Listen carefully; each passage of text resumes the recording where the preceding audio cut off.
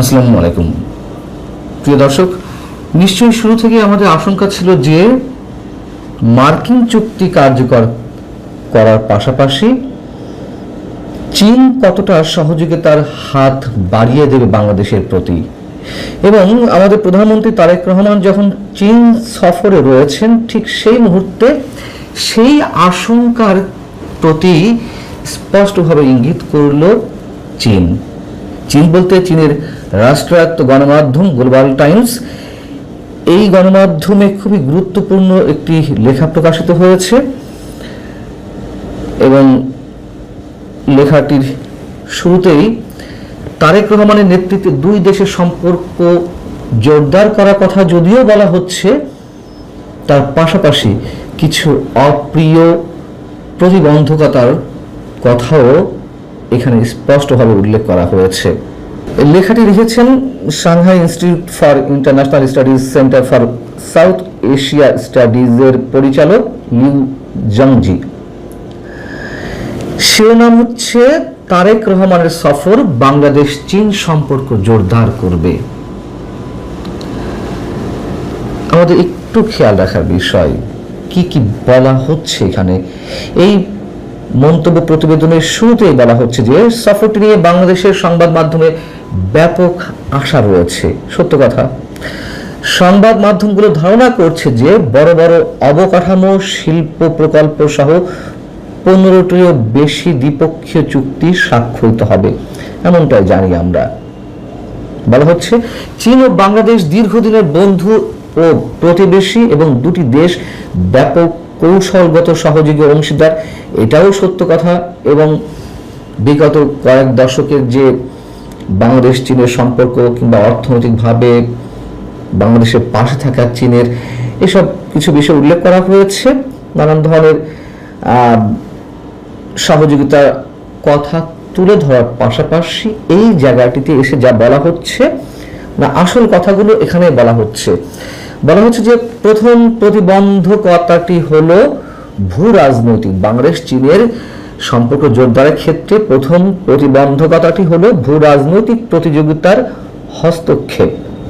কিছু পরাশক্তি, আমাদের লক্ষ্য করার বিষয় কি বলা হচ্ছে এখানে, কিছু পরাশক্তি বাংলাদেশকে তাদের নিজস্ব নিরাপত্তা ও উন্নয়ন কাঠামোতে অন্তর্ভুক্ত করার চেষ্টা করে, এমনকি দেশটির অভ্যন্তরীণ বিষয়ে হস্তক্ষেপ করে।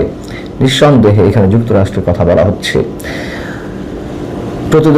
প্রতিবেদনে বলা হচ্ছে যে অসম চুক্তিতে স্বাক্ষর করতে চাপ দেয় সেই পরাশক্তি এবং বাংলাদেশ চীন সহযোগিতা প্রকল্পগুলোকে হেয় প্রতিপন্ন করার জন্য ঋণ ফাঁদের মতো আখ্যান ব্যবহার করে। দ্বিতীয় চ্যালেঞ্জটি হলো বাংলাদেশের অভ্যন্তরীণ রাজনৈতিক স্থিতিশীলতা এবং নীতির ধারাবাহিকতার সঙ্গে সম্পর্কিত। তৃতীয় চ্যালেঞ্জটি উপলব্ধির ভিন্নতা থেকে উদ্ভূত হয়। একদিকে দক্ষিণ এশিয়ায় চীন সম্পর্কে জনসাধারণের ধারণা সীমিত এবং বাংলাদেশের কিছু অভিজাত শ্রেণী পশ্চিমা উন্নয়ন মডেল দ্বারা গভীরভাবে প্রভাবিত। কিছু অভিজাত শ্রেণীর মানুষেরা পশ্চিমা উন্নয়নের মডেল দ্বারা প্রভাবিত। অন্যদিকে যদিও বাংলাদেশের কিছু উচ্চবিত্ত মহল চীনের মডেলের সুবিধা এবং সহযোগিতার সুফল স্বীকার করে, তারা আবার যুক্তরাষ্ট্র ও অন্যান্য পশ্চিমা দেশকে উস্কে দেওয়ার বিষয়ে উদ্বিগ্ন। আর তো কিছু বাকি থাকছে না। এখানে যা যা ইঙ্গিত করা হলো, এই লেখাটার মধ্যে আরো অনেক কিছু আছে, আমি শুধু চুম্বক অংশটা বাংলা করে আপনাদের সামনে তুলে ধরলাম।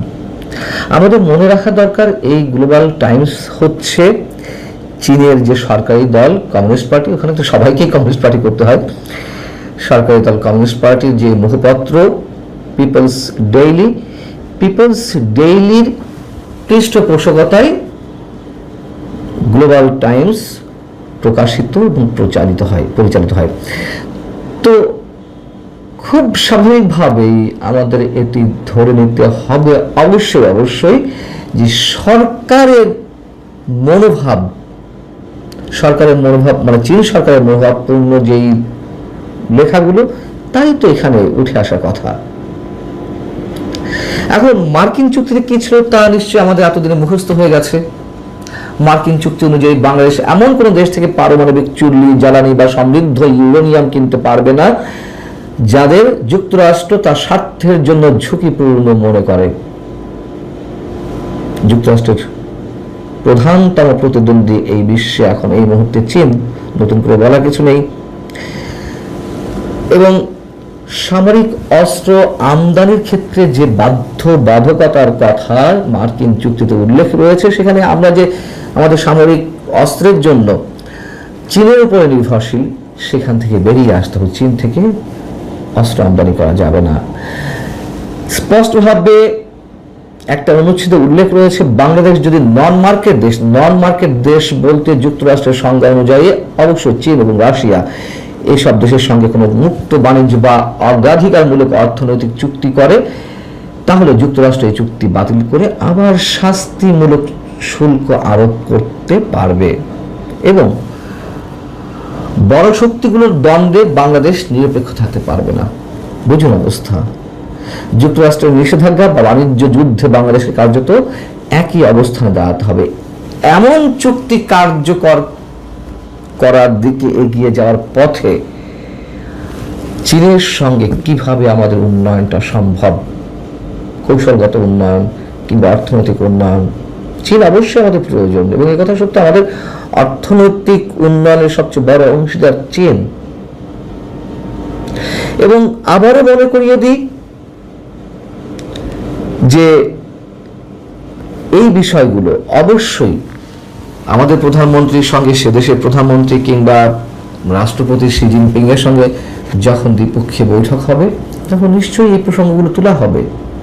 এবং আরো একটি কথা মনে করিয়ে দিই, বাংলাদেশে নিযুক্ত মার্কিন রাষ্ট্রদূত ব্রেন্ট ক্রিস্টেনসেন, তিনি বাংলাদেশে জয়েন করার আগে মার্কিন সিনেটের সামনে দাঁড়িয়ে কি বলেছিলেন আবারও একটু মনে করিয়ে দিই। তিনি বলেছিলেন, বাংলাদেশের ভৌগোলিক কৌশলগত অবস্থান অত্যন্ত গুরুত্বপূর্ণ। চীন যদি অস্ত্র বিক্রি বা কৌশলগত অবকাঠামোর প্রভাব বাড়ায়, তবে নির্দিষ্ট খাতে যুক্ত হওয়ার ঝুঁকিগুলো তিনি বাংলাদেশ সরকারের কাছে স্পষ্টভাবে তুলে ধরবে।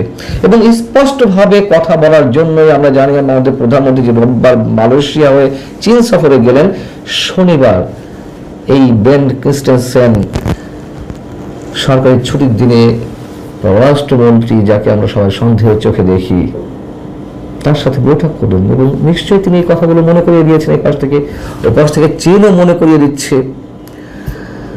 এখন দেখা যাক আমাদের প্রধানমন্ত্রীর দক্ষতা, যোগ্যতা, নেতৃত্বের মধ্য দিয়ে কতটুকু আমরা এই সংকট থেকে উতরে গিয়ে চীনের সঙ্গে সম্পর্ক স্থাপন করতে পারি।